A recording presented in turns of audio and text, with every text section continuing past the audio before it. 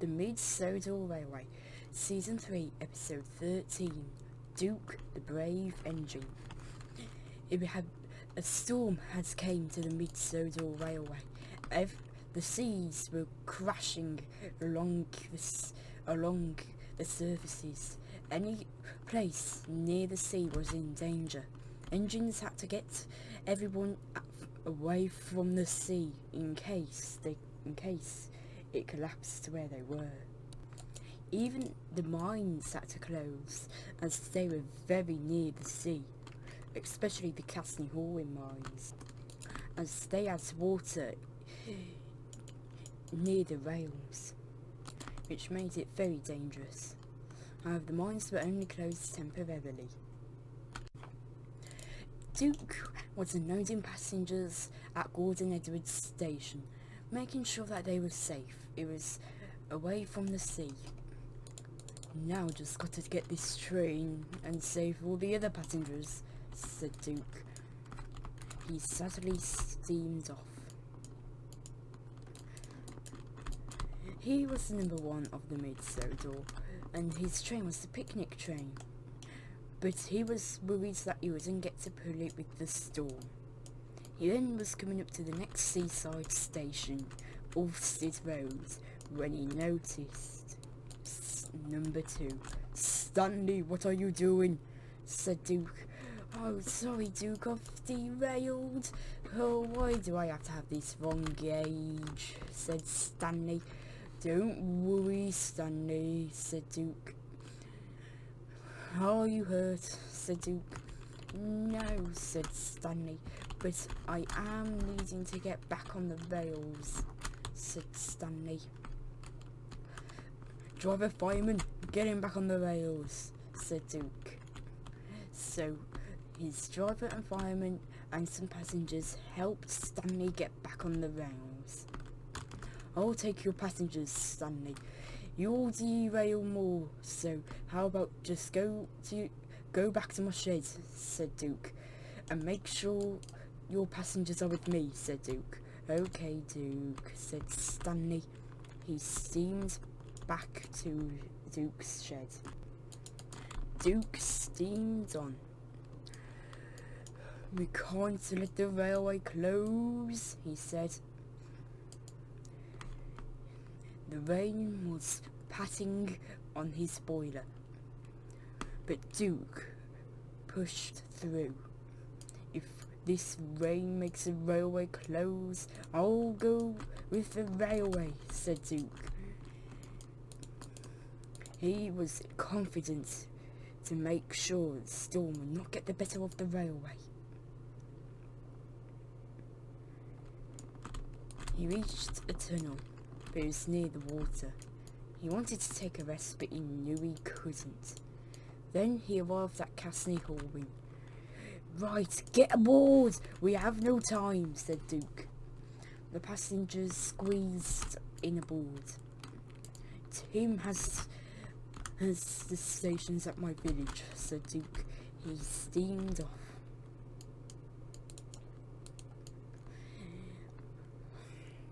He was having trouble. He knew that Farquhar Road was not near the sea, so he didn't bother to stop there.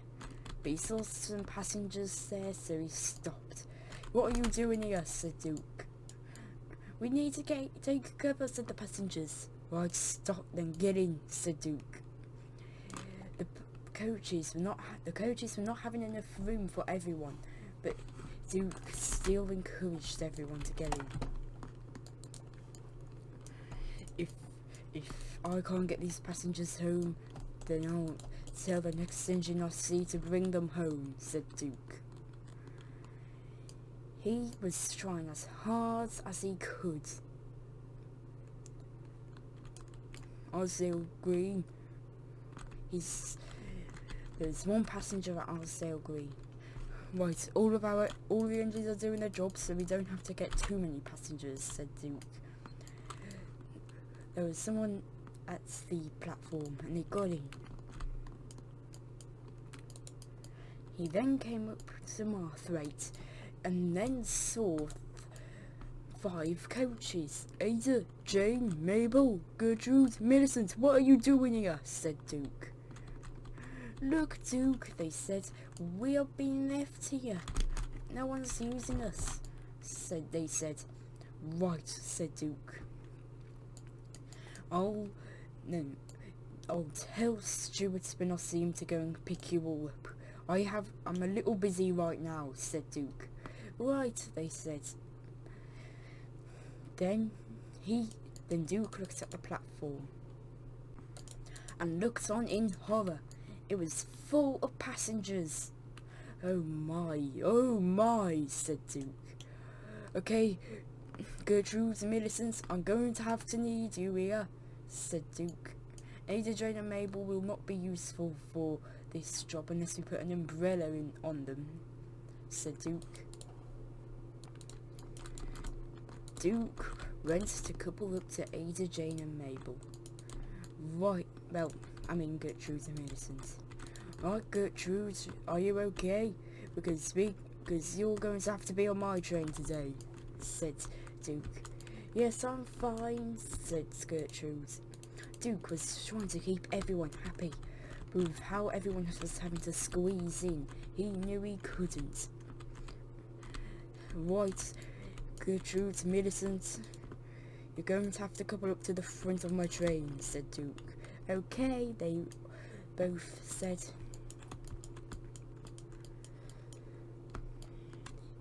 Duke slowly and carefully coupled them up to his coaches.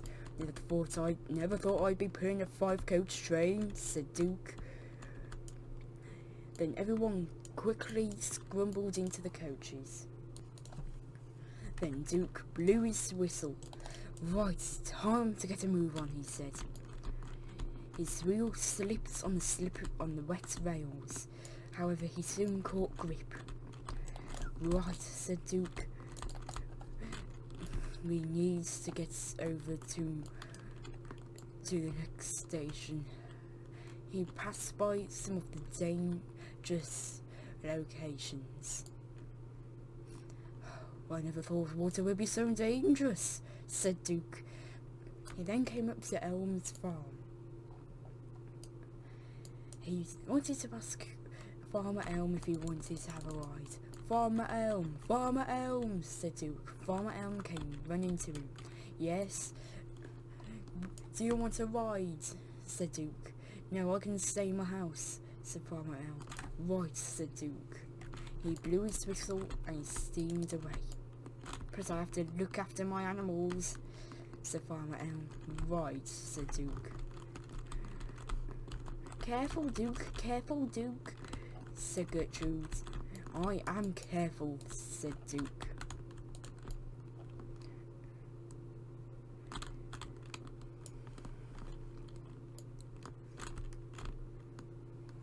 He was slowly and carefully pulling the coaches. Here we are at Osdale, said Duke. Careful, Duke. Gertrude and Millicent chanted, I am being careful, replied Duke. They eventually came to a stop. The Osdale station and sheds were had a good distance from the sea, but it was still in danger. Everyone all aboard, said Duke. Right, said the passengers. Gertrude and Millicent were filling up fast. We nearly don't have enough room, said Gertrude. Right, said Duke. We're going to have to be good. We have to be fast then, said Duke. The rain was beginning to make the rails nearly undrivable. Right, said Duke. We're going to have to make it, Millicent and Gertrude, said Duke. And we'll be glad when we have everyone get off this station, said Duke. Me too, said Gertrude. He then saw Stanley. Stanley, is anyone else needing help? Said Duke, as he unloaded the passengers off the station. Duke, remember on the people on the mountain road, said Stanley. This immediately shocked Duke. Mr. and Mrs. Jackie, said Duke. Yes, they're still there, said Duke. Oh no, said Duke. Right, Gertrude, Millicent, we have to hurry, said Duke. Yes, said Gertrude and Millicent. So Duke, Gertrude, Millicent and Duke's other coaches rushed onto the mountain road. Right, remember we have to be careful, Gertrude and Millicent, said Duke. Yes, we remember, said Gertrude and Millicent. He raced past the picnic area. He went through the tunnel and onto the mountain road. Mr. and Mrs. Jackie, said Duke. You need to get out the house. Because your house might fall down because it might sink, said Duke. We're coming, they said. Duke, they had to hurry. Duke was beginning to worry. The water was crashing on the mountain. Hurry, said Duke. We're going as fast as we can, they said. Soon parts of the mountain began to crumble. Then Duke saw them both rushing out, and they soon got into Gertrude and Millicent. Right, hurry, said Duke. Duke had trouble beginning, but he soon was steaming along. Right, we're going to have to do a round around the railway, said Duke.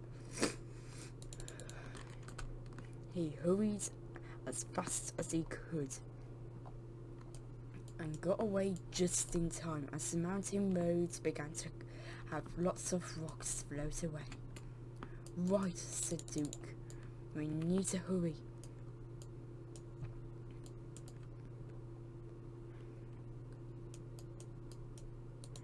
He raced past Ulfstead Road. If I have to get back to Arsdale, said Duke.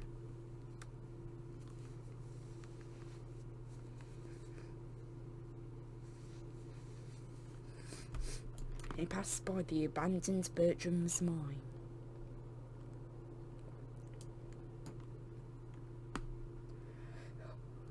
He was panting as he was racing down the line.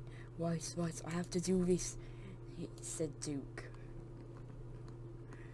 Nearly everyone is rescued and away from the shore. Can't believe how many seaside stations we have, said Duke. Neither can I, said Gertrude. All right, said Millicent. Can't believe we even had... What is this railway, said Duke. A summertime railway? Because it's not very friendly to storms, said Duke. We know, said Gertrude and Millicent. But if there is one thing for sure, said Duke, it's that nearly every station has water near it. At least Marthwaite is one of those stations that is a bit safe, said Duke. That's a good distance from the water, said Duke. We know, said Gertrude and Millicent. I was talking to myself, said Duke. Okay, they both said. Mr. and Mrs. Jackie cheers on Duke. Right, we're nearing Garsdale and Elms Farm, said Duke. But Garsdale won't be enough, nor will the farm. He came back to the farm. And then, once he got nearer, he began to whistle at Farmer Elm. Toot toot. Good luck, Farmer Elm, said Duke as he steamed by. You too, said Farmer Elm. I'll be glad once I have to finish this job, said Duke. Because I'm not wanting to do this again. This is a really hard job to do.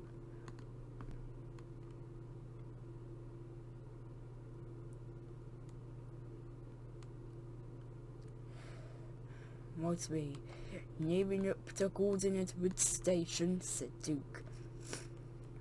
"Hooray!" said Mr. and Mrs. Strachey.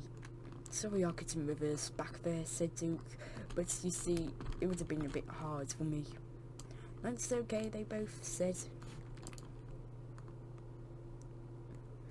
Soon he came out from the mountains and came up to Golden Edward Station. Mr. and Mrs. Strachey got off and walked up to Duke. "Well done, Duke," said Mr. and Mrs. Strachey. "Now when we have our son and daughter, we will be naming them after you," said Mr. and Mrs. Strachey. "Wait, what?" said Duke. "But what are you going to name the daughter?" said Duke. "Well, for the son," said Mr. Strachey, "we thought of Duke." "Okay," said Duke. "And for the daughter we thought of Duchess," said Mrs. Strachey. "Okay," said Duke. "Well done, Duke," said Stanley. "Thank you, Stanley. I was not expecting such a compliment from you," said Duke. "Now you were named after the Duke of Sodor, and now you got 2 children named after you," said Stanley. "I suppose you're right," said Duke. The 2 engines laughed. Soon, a couple days later, the storm went away, and everyone went back to work. However, I think Duke is proud now that he had helped decide the name for some children.